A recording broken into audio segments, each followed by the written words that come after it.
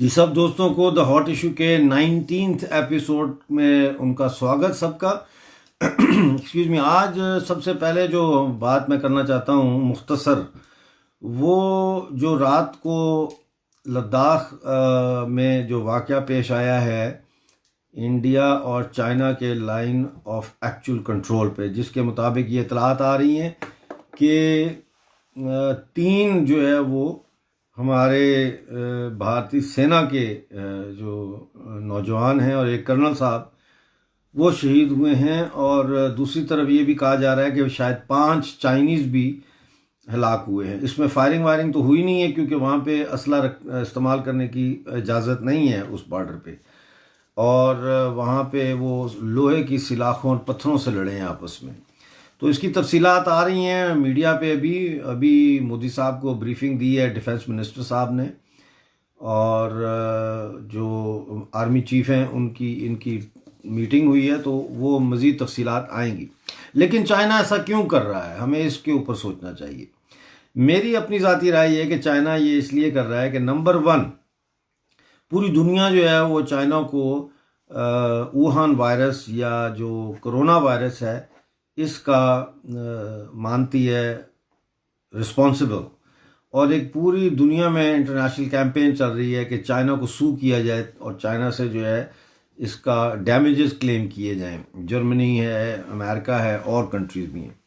दूसरी वजह जो मैं समझता हूँ वो ये है कि हांगकांग में जो अनरेस्ट चल रही है वो अनरेस्ट कंट्रोल नहीं हो रही, तो इसलिए उससे भी इंटरनेशनल मीडिया और डोमेस्टिक जो पब्लिक है मेनलैंड चाइना की, उसकी जो तवज्जो है उसको डाइवर्ट करना मकसूद हो सकता है। और तीसरा, जो इकोनॉमिक क्राइसिस इस वक्त चाइना में डेवलप हो रहा है due to lockdown, corona virus जो भी हुआ दुनिया में जो हुआ, उसके अफेक्ट जो चाइनीज़ इकॉनमी पर पड़ा है, उसके नतीजे में बेशुमार चाइना की जो फैक्ट्रियां हैं, स्मॉल इंडस्ट्रीज़ हैं, वो बंद हो रही हैं, जिसमें बड़े पैमाने पर जो सबब से, देहातों से, दूर दराज से जो इमिग्रेंट लेबर है वो बेरोज़गार हो रही है, जिसकी वजह से एक सोशल अनरेस्ट डेवलप होने का ख़तरा पैदा हो गया। तो इन सारी चीज़ों को इस लद्दाख के बॉर्डर के कॉन्फ्लिक्ट के ज़रिए डाइवर्ट करने की चाइना की कोशिश है। और मैं समझता हूँ कि जो गलवान वैली में हो रहा है, हमें यहाँ पे बहुत ही मोहतात होना चाहिए, क्योंकि ये प्रोवोकेट कर रहे हैं इंडिया की आर्मी को कि वो बड़े पैमाने पर रिटेलिएट करे, और इसलिए इसको बहुत सेंसिबली डील करना चाहिए।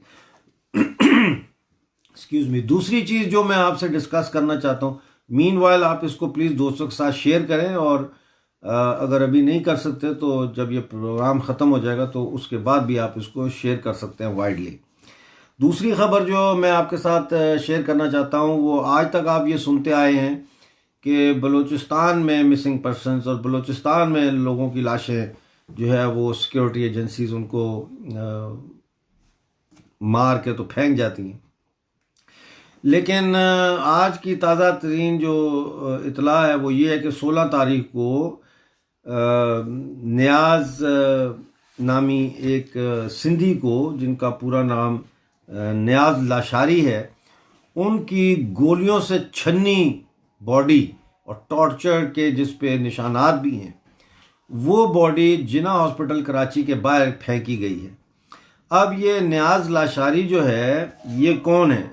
नियाज लाशारी बेसिकली मेंबर हैं नेशनल कांग्रेस के, जो बैन हुई है हाल ही में ऑर्गेनाइजेशन, सिंधी नेशनलिस्ट ऑर्गेनाइजेशन जे सिंध कौमी महाज, और उसका जो अरीसर है सेक्शन उसके, यानी कि जे सिंध कौमी महाज ए के ये नेशनल कांग्रेस के मेंबर थे। इनको पहले 2018 अप्रैल में अगवा किया गया, उसके बाद सितंबर 2018 में ये रिलीज़ हुए। फिर इनको एंटी टेररिज्म कोर्ट से वापस आते हुए अप्रैल 2019 में किडनैप किया गया था, और उसके बाद इनके वेयर अबाउट्स का कुछ पता नहीं था। तो इस सिलसिले में जो है वो वर्ल्ड सिंधी कांग्रेस, जो एक बहुत बड़ी इंटरनेशनल ऑर्गेनाइजेशन है, उन्होंने इस मुद्दे को उठाया है, और वो कह रहे हैं कि ये इंटरनेशनल लेवल पे इसकी जानकारी दी जाएगी ताकि यूनाइटेड नेशन जो है वो इसमें इंक्वायरी करे और इस इंक्वायरी करने के साथ वो इस कत्ल के ज़िम्मेदारों को कैफ़े किरदार तक पहुंचाने में मददगार हों।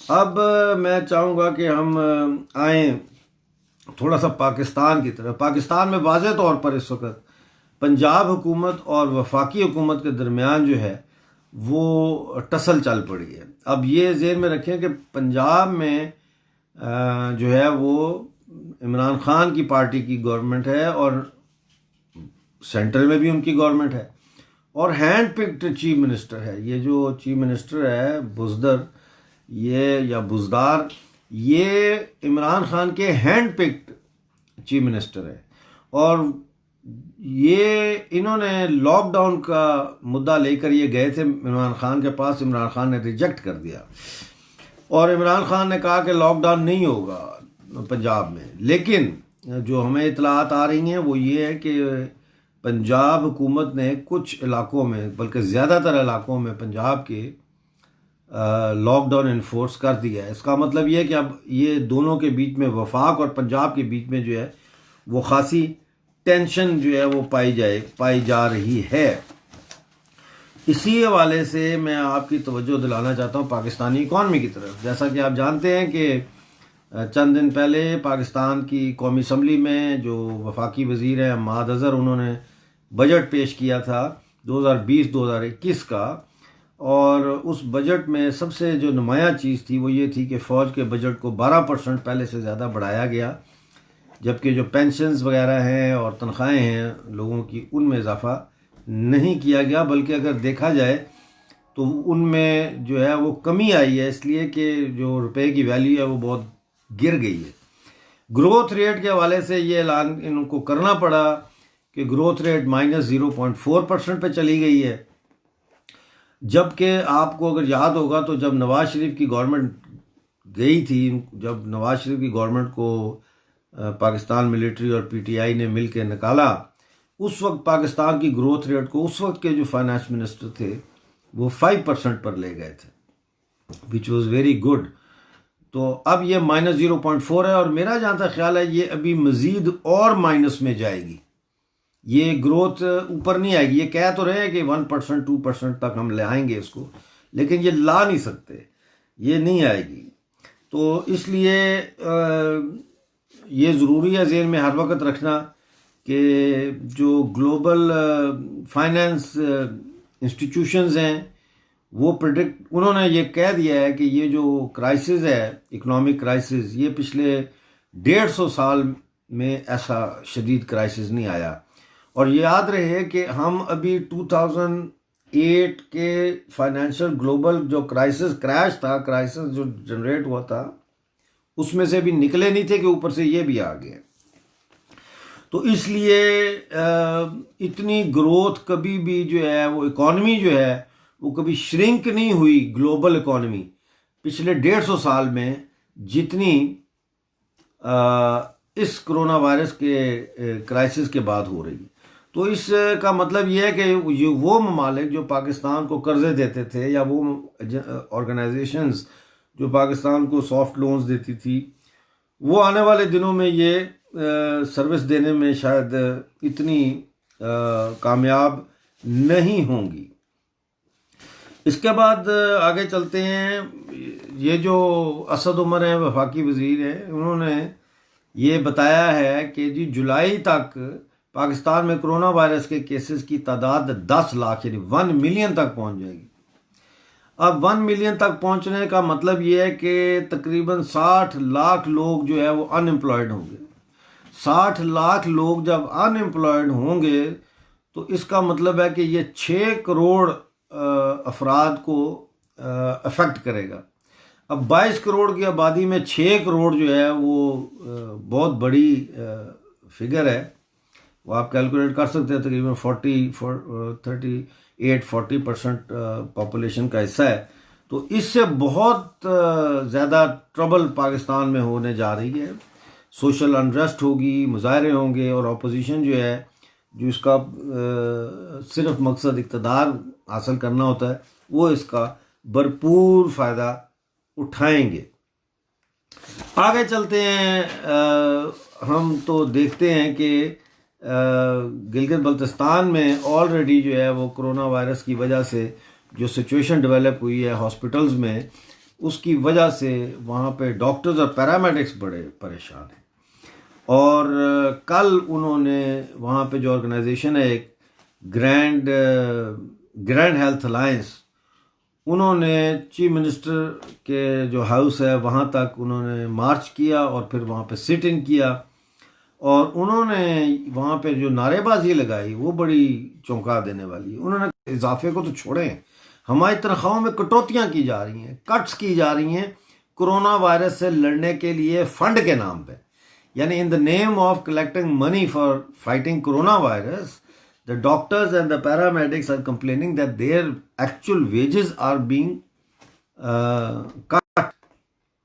तो उन्होंने हॉस्पिटल सारे बंद कर दिए हैं, अंदर जो वार्ड्स वगैरह हैं वहाँ पे उन्होंने स्ट्राइक की हुई है, और उन्होंने कहा है कि 19 जून को अगर उनके जो डिमांड्स हैं वो मीट ना की गई तो 19 जून को एमरजेंसीज भी बंद हो जाएंगी। अब उनके मुतालबात जो है वो ये है कि उनको एक्स्ट्रा जो उनकी वेजेस है वो दी जाए, उनका इंक्रीमेंट किया जाए और रिस्क अलाउंस दिया जाए उनको, और कॉन्ट्रैक्ट डॉक्टर्स और जो प्राइवेट पैरामेडिकल स्टाफ है उसको कॉन्ट्रैक्ट जो काम कर रहे हैं उनको परमानेंट किया जाए, और कोरोना सेंटर्स जो है वहाँ पे शिफ्ट सिस्टम किया जाए, क्योंकि कई कई दिन एक ही डॉक्टर या एक ही पैरामेडिक का जो अमला है, ग्रुप है, वो काम कर रहा है, तो शिफ्ट सिस्टम उन्होंने कहा है। फिर उन्होंने कहा कि जो लोग अफेक्ट हुए हैं पैरामेडिक्स के और जिनका ताल्लुक है, जो कोरोना वायरस से अफेक्ट हुए हैं, उनको कंपनसेशन दी जाए, उनके लिए पैकेज अनाउंस किया जाए। तो ये जो है वो डेवलप हो रही है सिचुएशन गिलगित बल्तिस्तान में, which again is alarming, because already हमें पता है कि गिलगित बल्तिस्तान और पीओके में कोरोना वायरस की बड़ी बुरी हालत है। फिगर्स जो है वो आ तो रही हैं लेकिन वो किसी के पास ऑथेंटिक फिगर्स नहीं है।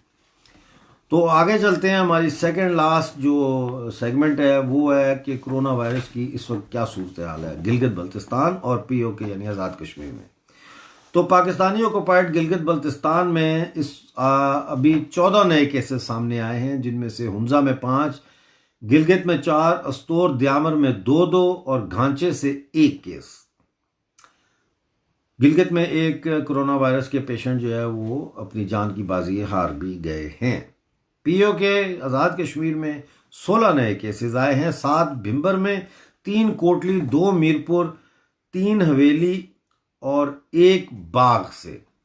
पाकिस्तान के जो मुतासरा अफराद है उनकी तादाद 1,44,478 हो गई है और अमवात जो है वो 2,729 हो गई है। तो ये सूरत हाल है, ये कंट्रोल नहीं हो रही है, पाकिस्तान से तो बिल्कुल भी कंट्रोल नहीं हो रही। तो पता नहीं अब ये पाकिस्तान का क्या बनेगा, this is can be anybody's gas. आखिर में गुड न्यूज़ आपको देता जाऊं कि कल जो है शोपियां में 3 दहशतगर्द जो है वो मारे गए, जिसमें एक हिजबुल्लाह का टॉप कमांडर भी था। खुशी की बात यह है सेलिब्रेशन की कि हमारे जो दुश्मन हैं, हमारे समाज के दुश्मन, हमारी जनता के दुश्मन, इस्लाम के दुश्मन और हर किस्म की इंसानियत के दुश्मन जो है ये हिजबुल्लाह वाले 27 दहशतगर्द जो है वो पिछले 17 दिन में बॉर्डर क्रॉस करते हुए या अंदर कश्मीर वैली के अंदर छुपे हुए जो थे उनको, उनके जो है वो मिलिट्री के साथ और सिक्योरिटी फोर्सेस के साथ जो इनकाउंटर हुआ है उसमें पिछले 17 दिन में 27 आतंकवादी हम साफ कर चुके हैं। और अभी जो भी पाकिस्तान से आएगा वो यहाँ आके मार ही खाएगा। और अभी ये भी आ रही हैं इत्तलाएं कि पाकिस्तान की जो आर्मी है वो इतनी डर गई है कि वो 10 किलोमीटर एलओसी से पीछे चली गई है, क्योंकि उनके बंकर तबाह हो गए हैं, जिन बंकरों में वो इन मुजाहिदीन को पहले बिठाते हैं और फिर वहाँ से इनको लॉन्च करते हैं। तो इसके साथ इजाज़त चाहता हूँ, कल फिर इसी टाइम आपसे दोबारा मुलाकात होगी। ट्यून इन रहिएगा इस टाइम पे। Thank you very much.